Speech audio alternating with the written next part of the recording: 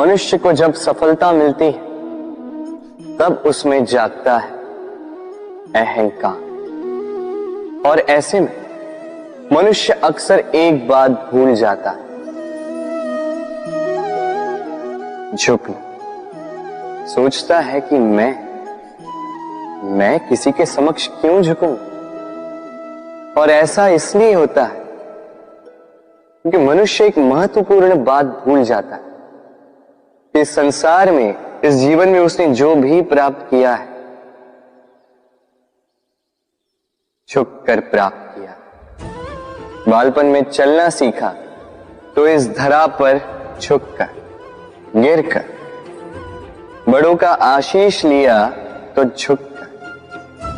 किसान को फसल काटने के लिए झुकना पड़ता, कुएं से पानी निकालने के लिए पात्र को झुकना पड़ता है।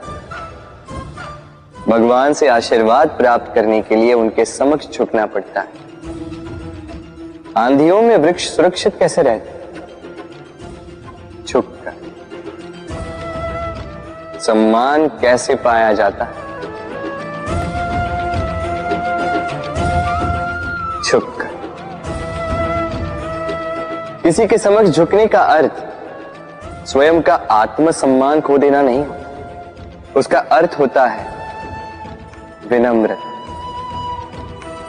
हम मनुष्य हैं और इस आकाश की ऊंचाइयों तक पहुंचने के लिए हमें किसी पक्षी की भांति पंखों की आवश्यकता नहीं। बस जितना झुकेंगे उतना ही ऊपर उठेंगे। राधे राधे। आप इस संसार में ऐसे कई लोगों को जानते होंगे जिन्हें आप स्वार्थी मानते हैं, जो आवश्यकता पड़ने पर ही आपको स्मरण करते हैं, अन्यथा वर्षों तक कहीं दिखाई भी नहीं देते। किंतु जैसे ही उनकी आपके सहायता की आवश्यकता पड़ती है, हाथ जोड़कर आपके सामने सज्ज रहते। बड़ा क्रोध आता है ना इनको, मन खिन्न हो जाता, मन से ये स्वर निकलता है कि इस व्यक्ति की सहायता ना करें। किंतु ऐसा कभी मत कीजिए। आप सोचेंगे क्यों कह रहा हूं मैं ऐसा? स्मरण रखिएगा, दीपक का स्मरण व्यक्ति केवल तभी करता है जब अंधकार गहरा हो जाता है। उसे स्वार्थी मानकर स्वयं व्याकुल ना हो, स्वयं को दीपक मानकर आनंदित होइए। भाग्यवान समझिए खुद को कि किसी को आवश्यकता पड़ने पर आपकी याद आए कि आप इस संसार में किसी की सहायता करने योग्य हैं। इस जीवन में किसी के स्वार्थी होने से स्वयं का दृष्टिकोण न बदले। बस ये दृष्टि रखिए,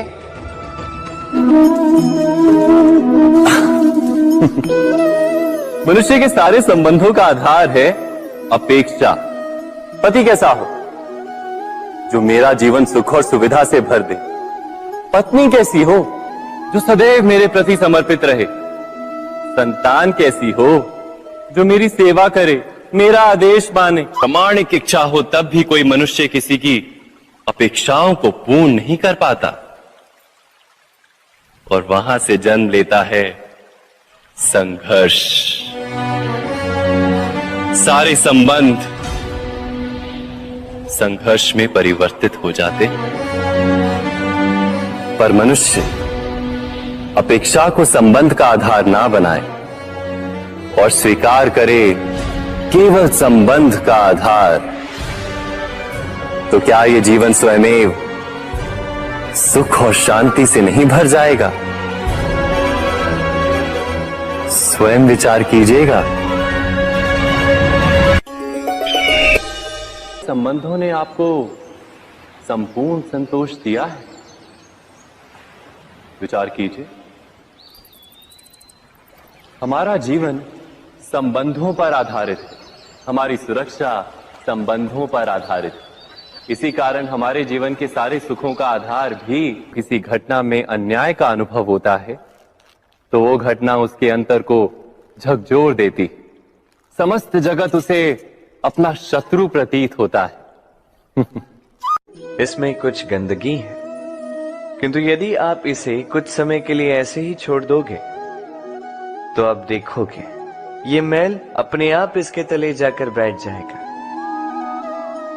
यदि इस पात्र को हिलाओगे तो कुछ नहीं होगा, शांत छोड़ दोगे तो ये मैल अपने आप नीचे चला जाएगा।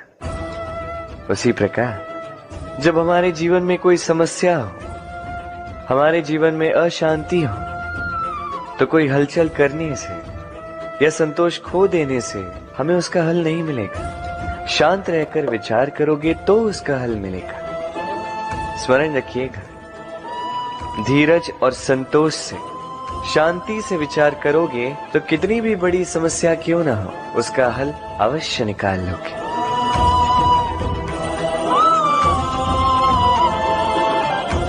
क्योंकि अशांति का सुझाव शांति ही है।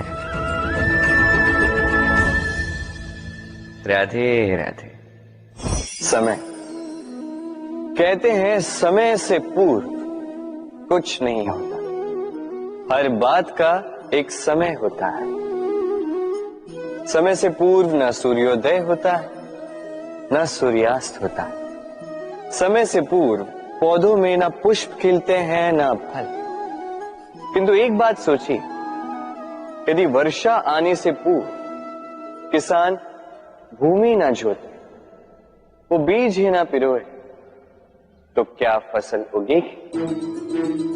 यदि योद्धा युद्ध से पूर्व अपने शस्त्र ही ना परखे, तो वो युद्ध कैसे लड़ेगा?